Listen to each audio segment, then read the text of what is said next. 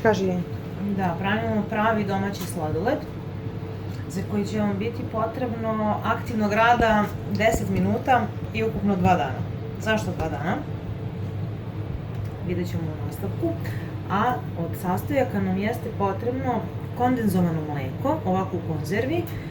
U originalnom receptu je naznačena mera od pola litre.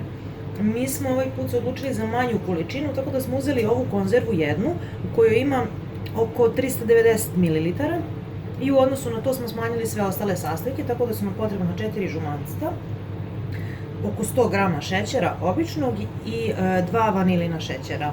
Pošto mi nemamo mašinu, to jest ni mašinu ni aparat za sladoled, u ovu našu činiju staje 2 litra vode, stavljamo hladnu vodu i ide 10%, odnosno 200 grama soli.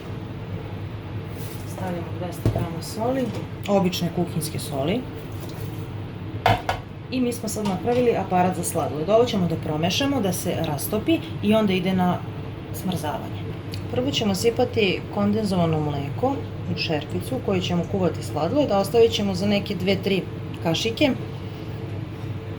koje idu u žumanca. Stavljamo kondenzovano mleko,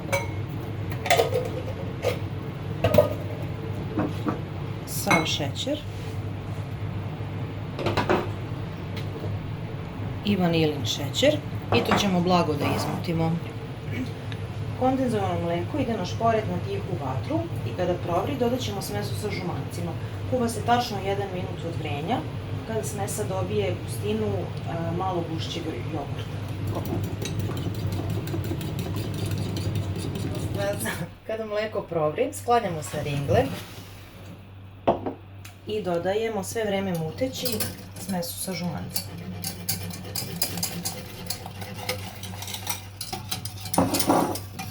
Sve dobro sjedinimo i vraćamo na ringu sve vreme mešajući. Smesa treba da provri i recimo od početka vrenja kuvamo tačno 1 minut. Ovako treba da izgleda kuvana masa koja sad ide na hlađenje u toku noći u frižider. Jedan dan kasnije, odnosno 24 sata kasnije, nastavljamo sa pravljenjem sladoleda. Sad ide onaj bolji deo. Ovo je smesa koja se hladila preko noći u frižideru, a ovo je naš aparat za sladoled koji je takođe bio preko noći u zamrzivaču. Sada ćemo prvo da umutimo ovu smesu. Ovo je ovako, znači ovo nije moglo potpuno da se zaledi. Dole ima još vode, ovo su kristali leda. I to je tačno ono što nam treba. A ova smesa će mućenjem mikserom da dobije na zapremini. Samim mućenjem ćemo da ubacimo vazduh u sladoled i bit će više, vazdušastije i kremastije.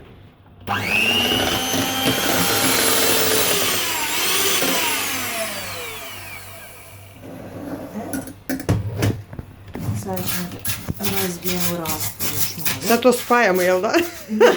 Da, da. Neko će da pomisli da smo ozbiljni. Dobra stvar je što je ovaj video bolje ako se gleda bez tona. Šta se to radiš? Sad pravim mesta za šerpicu sa sladolednom smesom. A onda?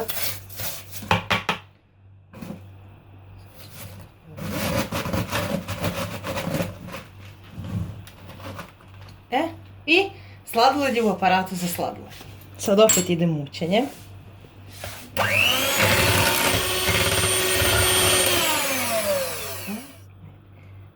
Na zidovima već imamo sladoled.